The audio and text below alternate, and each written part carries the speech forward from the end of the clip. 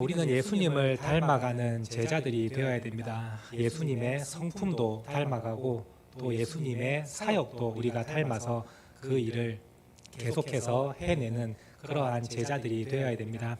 이러한 사람이 진정한 예수님의 제자이며 예수님은 바로 그런 사람을 찾으시고 또 기뻐하시고 지금도 기다리고 계신다라는 사실을 여러분들이 기억하시고 예수님의 성품을 닮아가기를 힘쓰고 또 주님이 하셨던 그 사역을 나도 그대로 세상 가운데에서 해내는 믿음의 성도들이 될 수 있기를 간절히 소망합니다. 오늘 읽은 본문 말씀을 통해서 우리가 예수님을 어떻게 닮아가야 할지, 예수님은 어떤 사역을 하셨는지 한번 살펴보면서 우리가 주님을 더 깊이 닮아갈 수 있게 되기를 원하는데, 먼저 35절 말씀을 보시면 이렇게 되어 있습니다. 예수께서 모든 도시와 마을에 두루 다니셨다, 이렇게 말씀하고 있습니다. 예수님은 갈릴리 온 도시 그리고 온 마을을 한 곳도 빼놓지 않으시고 계속 두루 다니셨습니다. 예수님은 어떠한 마을도 건너뛰시거나 들어가지 않으시는 그러한 일이 없이 모든 도시와 마을을 들어가셨고, 그 마을에서도 예수님은 모든 사람을 만나 주셨습니다. 예수님 앞에서 그 누구도 기피하는 대상이 없었고, 예수님은 모든 사람을 다 만나주시고 품어주셨습니다. 죄인도 품어주시고, 그 당시에 손가락질 받던 세리와 창녀들, 그 사람들도 예수님은 품어주시고, 약자로 취급을 받던 여인들과 어린아이들도 예수님은 사랑으로 품어주셨습니다.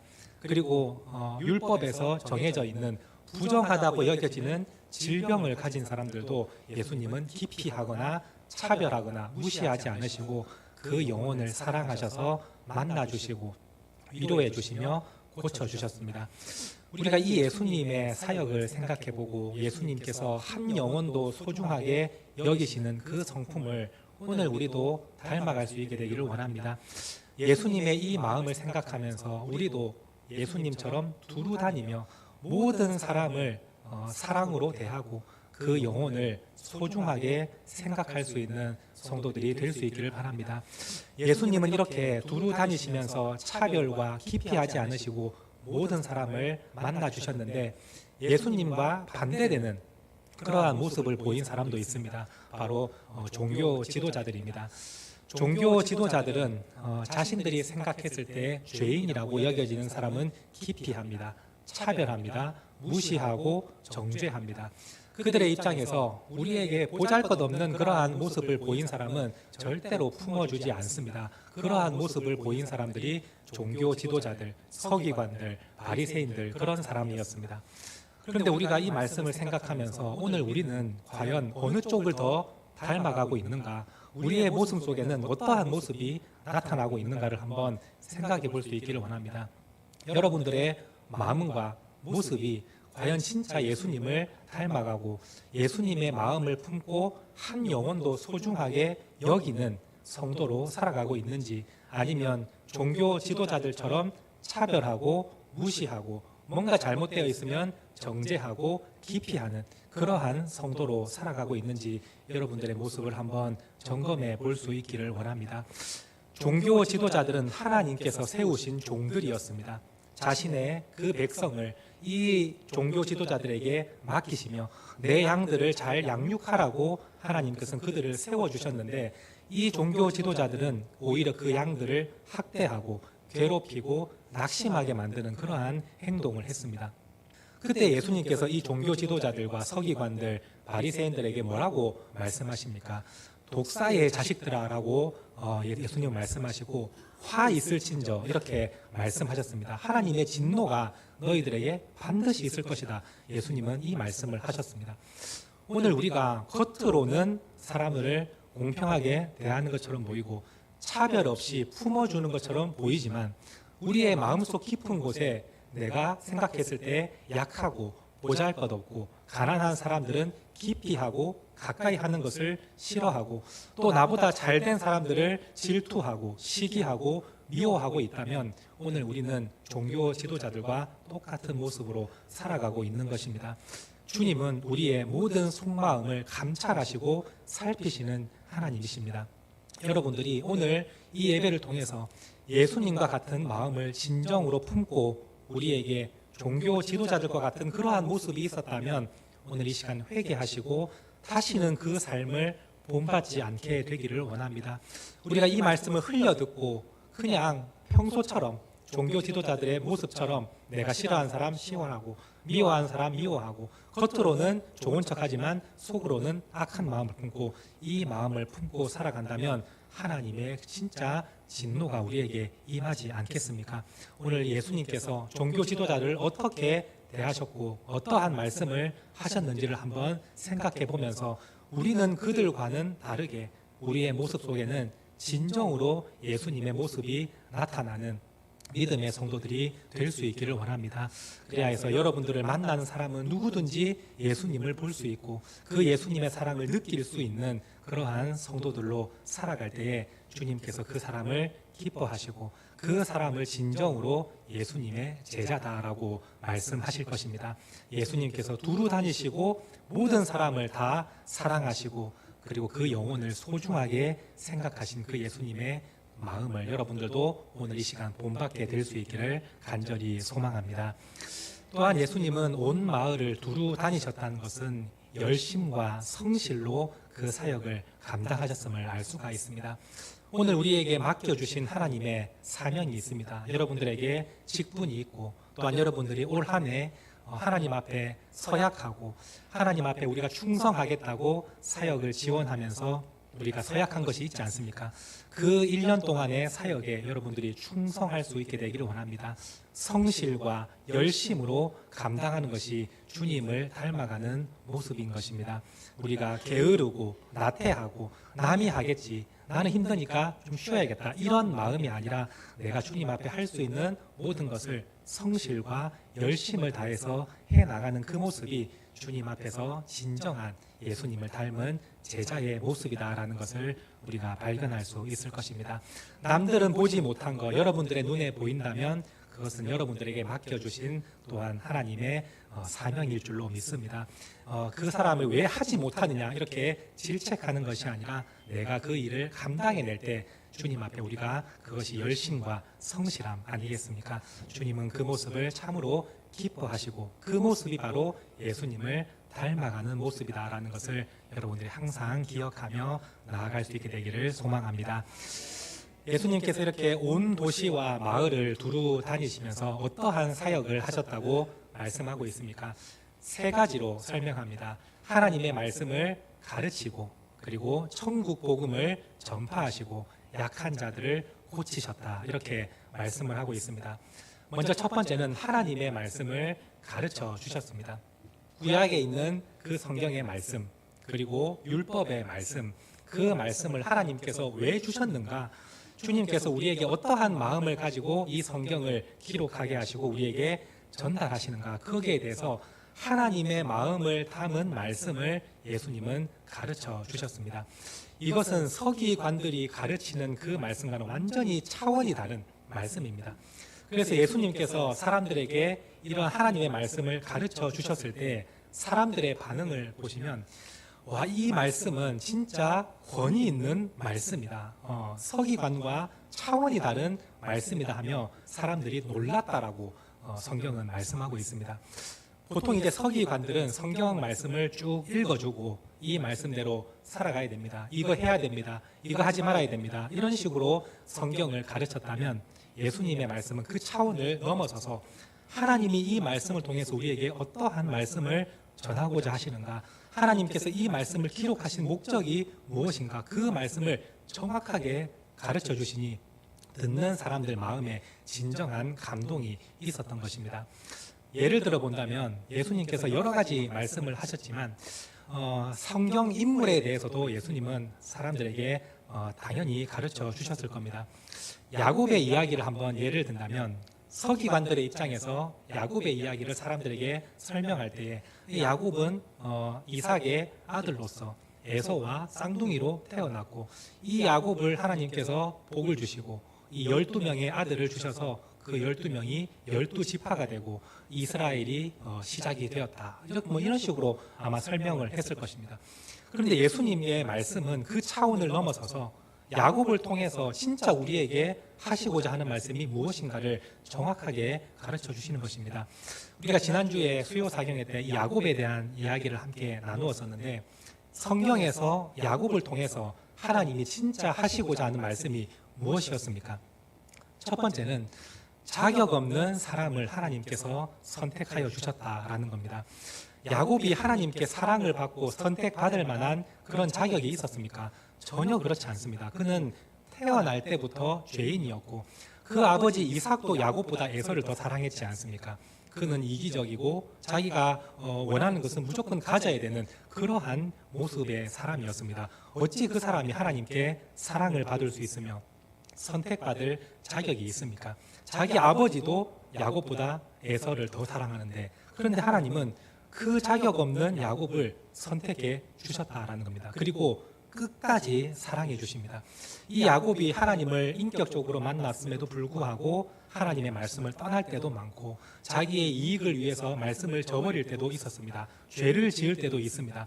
자격 없는 사람이 이따위로 행동하면 우리 같으면 당연히 버리고도 남을 건데, 하나님은 그런 야곱을 끝까지 지키시고 사랑하시고 붙들어 주셨다는 겁니다. 그리고 그 부족함을 하나님은 훈련시키시고 다듬으시고 또 기다리시며 결국에는 영적인 거장으로 하나님이 세우십니다.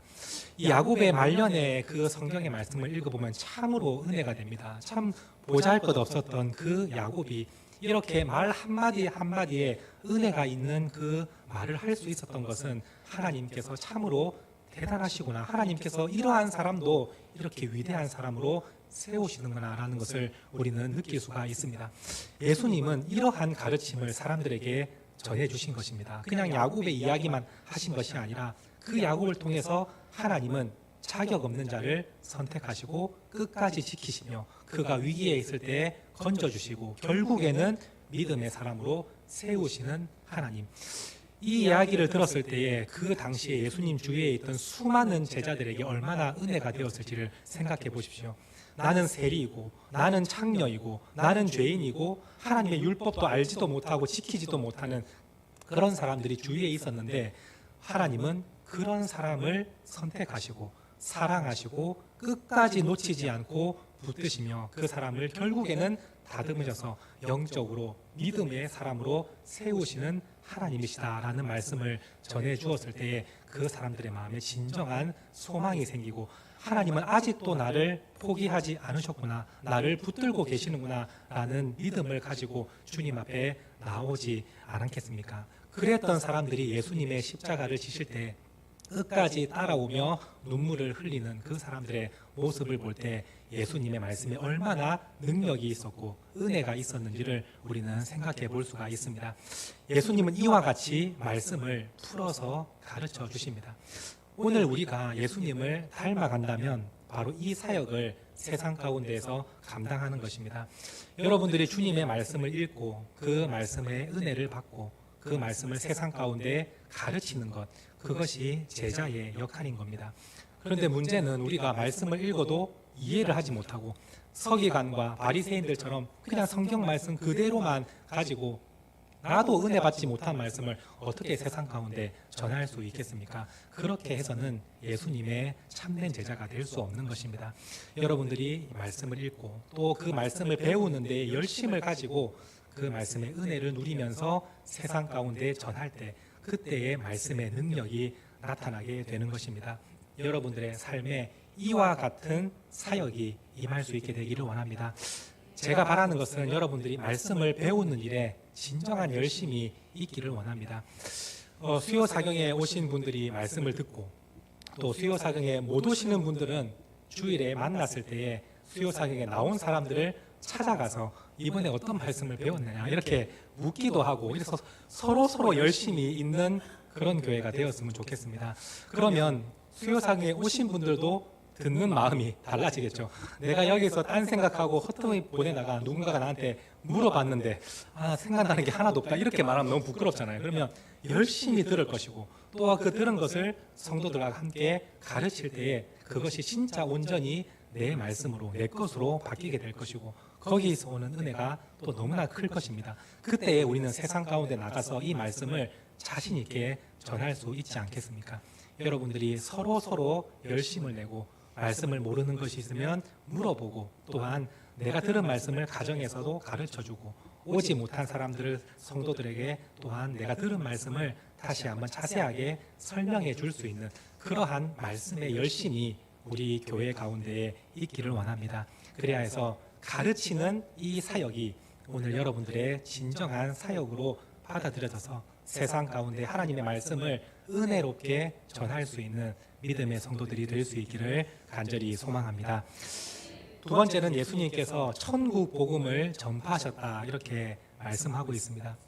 어떤 분들은 가르치는 거하고 전파하는 거하고 도대체 무슨 차이가 있냐라고 생각할 수 있겠지만, 여러분들이 복음서를 읽어보시면 하나님의 그 말씀을 가르쳐 주신 거하고 천국 복음을 전파하신 거하고 명확하게 드러납니다.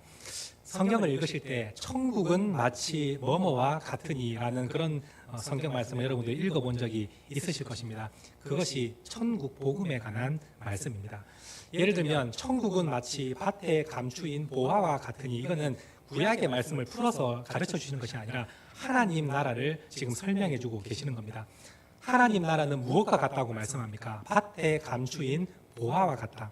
그래서 그 하나님 나라를 발견한 사람은 자신의 모든 소유를 팔아 그 밭을 산다, 이렇게 예수님은 천국 복음을 들려주십니다. 이게 어떠한 의미입니까? 하나님 나라는 이 세상의 것과는 비교할 수 없는 가장 가치 있고 고귀한 것이다. 이것을 예수님은 하나님 나라를 이렇게 쉽게 설명을 해주신 것입니다. 그 말씀을 듣는 사람은 하나님 나라에 대해서 이제 생각이 바뀌게 됩니다. 이 땅에 있는 것하고는 비교가 되지 않는 것이 하나님 나라이구나. 우리는 이 땅 가운데에서 세상 것에 연연하고 그것을 얻으려고 살아가는 것이 아니라 이것을 다 포기하고라도 우리가 붙들어야 될 것은 하나님의 나라, 천국이구나라는 생각의 관점을 바꾸게 되지 않겠습니까? 예수님은 그 사역을 감당하신 것입니다. 오늘 우리도 삶으로 그것을 전파하고 세상 가운데 복음을 전하는 성도들이 될 수 있기를 원합니다. 그런데 우리가 하나님 나라가 이만큼 가치 있습니다, 이만큼 소중합니다라고 말을 하면서 정작 우리의 모습은 세상 사람들하고 똑같이 세상 것에 연연하고 마치 이 세상에 영원히 살 것처럼 행동을 하고 있다면 그것은 천국 복음이 아니고 천국 복음을 전파해도 듣는 사람이 없지 않겠습니까? 오늘 여러분들이 진짜 하나님의 나라가 얼마나 소중하고 가치 있는 것임을 여러분들이 안다면 이 세상에 있는 모든 것들을 포기하고라도 그것을 붙드는 성도가 되어야 되지 않겠습니까? 그러면 우리의 삶에 근본적인 변화가 있고, 또한 그 모습을 보면서 세상 사람들도 이 세상의 것은 하찮은 것이고 진짜 보이지 않는 하나님의 나라가 정말 가치 있는 것이구나, 저것을 붙들어야겠구나라는 생각을 가질 수 있게 되지 않겠습니까? 그것이 오늘 우리가 받은 하나님의 사명이다라는 것을 생각하시고 예수님처럼 천국 복음을 전하는 성도들이 될 수 있기를 바랍니다. 또한 이 천국은 보상으로 들어가는 나라가 아니고 하나님의 은혜로 들어가는 나라임을 예수님은 가르쳐 주십니다. 우리가 보상으로 천국에 들어간다면 감격과 기쁨이 없겠죠. 내가 열심히 했으니까 당연히 그에 따른 보상으로 주어지는 것은 은혜가 없을 겁니다. 그런데 천국은 보상이 아니라 은혜로 들어가는 곳입니다. 예수님은 그래서 그 천국은 마치 포도원 품꾼들과 같다, 이렇게 비유로 말씀하십니다. 포도원 품꾼의 비유가 어떤 내용입니까? 은혜로 받는 것입니다. 나는 1시간밖에 일을 하지 못했는데 하루 종일 일한 그 한 데나리온을 품꾼이 품삯으로 받습니다. 이것은 은혜로 받은 것 아니겠습니까? 우리 모든 성도들도 천국에 들어가는 것은 여러분들이 열심히 노력해서 들어가는 것이 아니라 주님의 은혜로 들어가는 곳이 바로 하나님의 나라인 것입니다. 그렇기 때문에 우리가 하나님의 나라를 소유했을 때 우리의 마음에 기쁨과 감격이 넘치는 겁니다. 나는 저 귀한 것을 받을 자격이 없고 들어갈 수 있는 그러한 존재가 아닌데 주님의 은혜로 내가 들어가게 되었구나. 이것이 포도원 품꾼의 비유의 내용 아니겠습니까? 예수님은 이와 같이 하나님의 나라를 비유로 설명을 하시면서 천국 복음을 전파하셨는데 우리가 그 비유의 말씀을 하나씩 우리가 앞으로 다 배우게 될 것인데 그 말씀을 여러분들이 잘 새기시고 세상 가운데 살아내실 때에 그때 비로소 우리가 예수님처럼 천국의 복음을 전파하는 예수님의 진정한 제자가 될 수 있다라는 것을 기억을 하시고, 항상 주님의 나라, 하나님의 나라, 그 귀중한 그 하나님의 나라가 나에게 임하는 이 감격이 여러분들의 삶 가운데 항상 넘쳐나기를 소망합니다. 마지막 세 번째로 예수님은 고치셨다라고 성경은 말씀합니다. 어렵고 그리고 아프고 힘든 상황에 있는 그 사람들을 주님은 다 만나주시고 그들의 아픔을 주님께서 들어주시고 고쳐주셨습니다. 이것이 우리가 이 땅 가운데에서 예수님의 제자로서 해야 할 사명인 겁니다. 오늘 우리가 옆에 있는 이웃들의 그 아픔과 고통을 모른 척하는 것은 예수님을 닮아가는 모습이 아닙니다. 그들이 아픔이 있으면 함께 기도해주고 위로해주고 도울 수 있는 것은 도와주면서 그 영혼을 생각하고 살펴주고 양육하는 것이 우리가 예수님을 닮아가는 제자의 모습입니다. 주님은 그 한 사람 한 사람의 모든 아픔을 다 헤아리시고 고쳐주시고 치유해 주셨습니다. 오늘 우리가 그 예수님의 사역을 생각한다면 우리도 옆에 있는 그 이웃의 아픔을 외면하지 않고 내 일이 아니라고 여러분들이 미루는 것이 아니라 오히려 적극적으로 주님의 마음을 품고 다가가서 살피는 것이 진정한 예수님의 제자의 모습입니다. 사실 이것은 하기가 결코 쉬운 일은 아닐 겁니다. 그런데 우리가 그것을 하지 못할 때마다 예수님을 생각하면서 나도 예수님을 닮아가야겠다 이 마음을 품으시고 내가 이웃을 살피고 양육하는 이 사역 제가 끝까지 감당하겠습니다. 주님을 닮아가겠습니다. 여러분들이 고백하고 결단하면서 이 사역을 잘 감당할 수 있게 되기를 원합니다. 그러면 여러분들의 그 기도와 여러분들의 그 말 한마디를 통해서 옆에 있는 이웃이 다시 회복되고 살아나고 주님께 돌아오는 놀라운 역사가 일어나게 될 줄로 믿습니다. 예수님은 이 사역을 행하시면서 제자들에게 말씀하십니다. 추수할 것은 많은데 일꾼이 적다라고 예수님 말씀하십니다. 지금 믿음을 가질 수 있는 사람이 너무나도 많고 그 믿음으로 양육해야 될 사람이 많은데 진짜 그 일을 감당할 일꾼이 너무나도 적다고 예수님은 말씀합니다.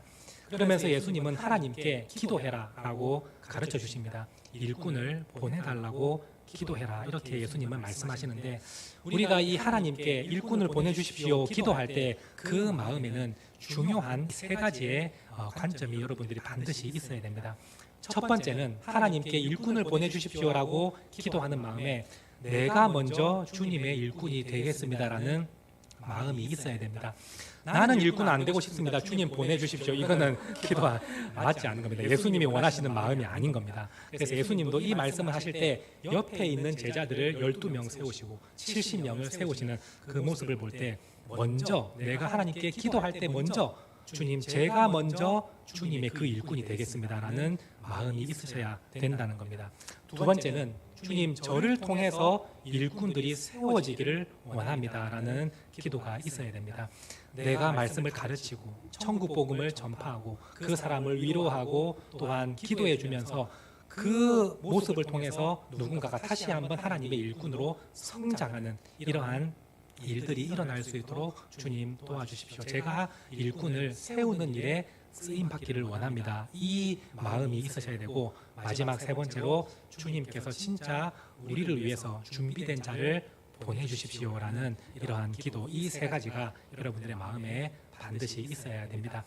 사실 우리 교회도 해야 될 일이 참으로 많으나 일꾼이 부족합니다. 그래서 한 사람이 여러 가지 일을 감당하는 어려운 가운데 있는데 우리가 기도하며 나아갈 때에 주님 먼저 제가 하나님의 일꾼이 되겠습니다 라고 기도하시고 두 번째는 나를 통해서 새로운 일꾼이 세워지기를 원합니다 기도하시고 주님 진짜 우리 교회에 필요한 일꾼을 주님께서 준비시켜서 보내주십시오라는 이 기도가 이루어질 때에 우리 새시대 교회가 하나님의 일을 충분히 감당하고도 남을 그런 교회로 세워질 줄로 믿습니다. 오늘 이 말씀을 우리가 생각하면서 예수님의 성품을 닮아서 한 영혼 한 영혼을 소중하게 여기고 차별하거나 미워하거나 시기하지 않는 그러한 성도님이 될 수 있기를 바라고 주님이 하셨던 사역 가르치시고 전파하시고 고치셨던 그 사역을 오늘 우리도 닮아서 그 일을 해내는 믿음의 성도들이 될 수 있기를 간절히 소망합니다.